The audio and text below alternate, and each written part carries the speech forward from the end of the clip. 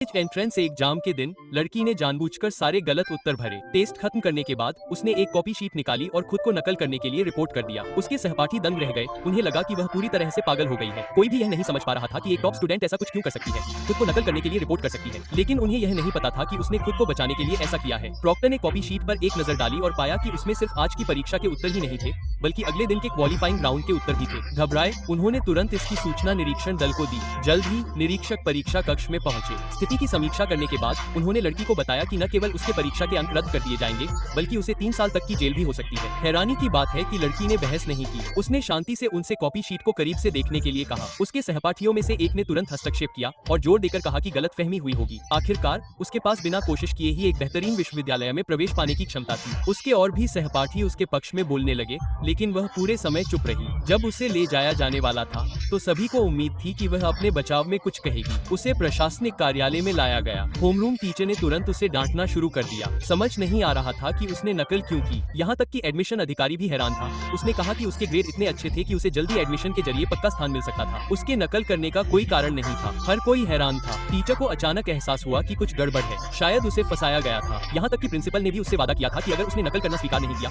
तो स्कूल सच्चाई का पता लगाने में मदद करेगा। लड़की जानती थी कि जब तक वह कबूल नहीं करती, सभी टीचर, सहपाठी, यहाँ तक कि स्कूल भी उसके पक्ष में होगा। लेकिन फिर उसने शांति से कहा, मैंने नकल की है। टीचर तबाह हो गई। प्रिंसिपल ने उससे कहा कि इस वजह से एक बेहतरीन विश्वविद्यालय में उसकी छात्रवृत्ति रद्द कर दी जाएगी। यह बात उसके दिल को छू गई, क्योंकि स्कॉलरशिप के पैसे से उसके पिता की सर्जरी होनी थी। प्रिंसिपल ने उसे ठंडे शब्दों में याद दिलाया कि यह सब उसने खुद ही किया है और कहा कि स्कूल उसकी नकल के बारे में आधिकारिक घोषणा करेगा। लड़की के चेहरे पर घबराहट फैल गई। उसने प्रिंसिपल से इस बारे में सार्वजनिक न होने की विनती की, लेकिन तब तक बहुत देर हो चुकी थी। जैसे ही वह स्कूल के गेट से बाहर निकली, पुलिस के सायरन की आवाज गूंज उठी। वह अपनी माँ को उसका इंतजार करते देखकर चौंक गई। लड़की ने जल्दी से अपनी हथकड़ी पीठ के पीछे छिपाने की कोशिश की। पता चला कि होम रूम टीचर ने उसकी माँ को फोन किया था। उसकी माँ ने यह मानने से इनकार कर दिया कि उसने नकल की है और उससे सच बताने के लिए विनती की। रिपोर्टर पहले ही इकट्ठा हो चुके थे और उससे सवालों की बौछार कर रहे थे कि उसने ऐसा क्यों किया। तभी उसकी एक सहपाठी आई और चिल्लाने लगी कि वह अपना भविष्य और पिता की सर्जरी के पैसे बर्बाद कर रही है। उसकी माँ रोने लगी और कहने लगी कि उसके पति का ऑपरेशन कल होना है। वह घुटनों के बल गिरकर विनती कर रही थी कि तुम नकल करना कबूल नहीं कर सकती। लड़की उसे उठाने के लिए दौड़ी,